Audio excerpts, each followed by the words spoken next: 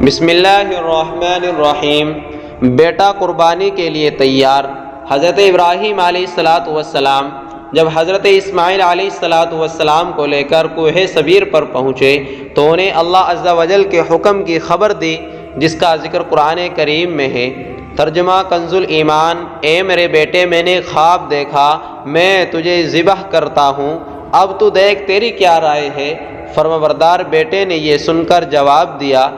ترجمہ کنز الایمان۔ اے میرے باپ، کیجئے آپ کو جس بات کا حکم ہوتا ہے، خدا نے چاہا تو قریب ہے کہ آپ مجھے صبر کرنے والوں میں سے پائیں گے۔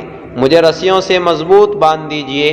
حضرت اسماعیل علیہ السلام نے اپنے والد محترم سے مزید عرض کی کہ ابو جان، ذبح کرنے سے پہلے مجھے رسیوں سے مضبوط باندھ دیجئے تاکہ میں ہل نہ سکوں، کیونکہ مجھے ڈر ہے کہ کہیں میرے ثواب میں کمی نہ ہو جائے، اور میرے خون کے چھینٹوں سے اپنے کپڑے بچا کر رکھیے تاکہ انہیں دیکھ کر میری امی جان غمگین نہ ہو۔ چھری خوب تیز کر لیجئے تاکہ میرے گلے پر اچھی طرح چل جائے، یعنی گلا فوراً کٹ جائے، کیونکہ موت بہت سخت ہوتی ہے۔ آپ مجھے ذبح کرنے کے لیے پیشانی کے بل لٹائیں، یعنی چہرہ زمین کی طرف ہو، تاکہ آپ کی نظر میرے چہرے پر نہ پڑے، اور جب آپ میری امی جان کے پاس جائیں تو انہیں میرا سلام پہنچا دیجئے، اور اگر آپ مناسب سمجھیں تو میری قمیص انہیں دے دیجئے، اس سے ان کو تسلی ہوگی اور صبر آ جائے گا۔ حضرت ابراہیم علیہ السلام نے ارشاد فرمایا، اے میرے بیٹے،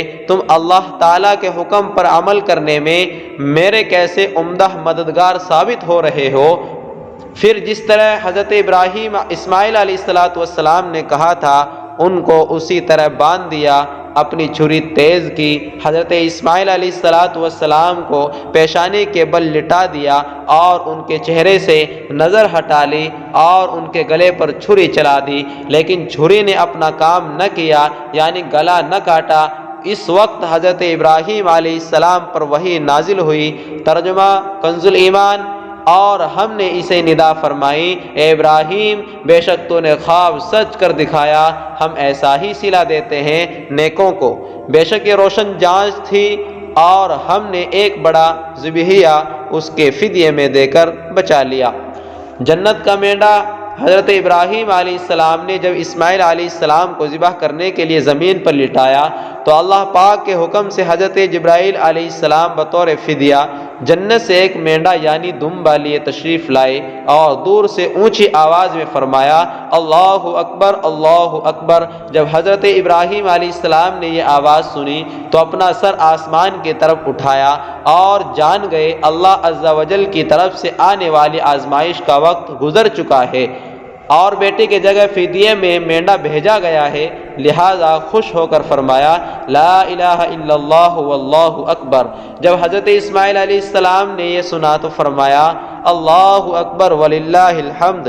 اس کے بعد سے ان تینوں پاک حضرات کے ان مبارک الفاظ کی ادائیگی کی یہ سنت قیامت تک کے لیے جاری و ساری ہو گئی۔ ناظرین، آپ کو یہ ویڈیو کیسی لگی؟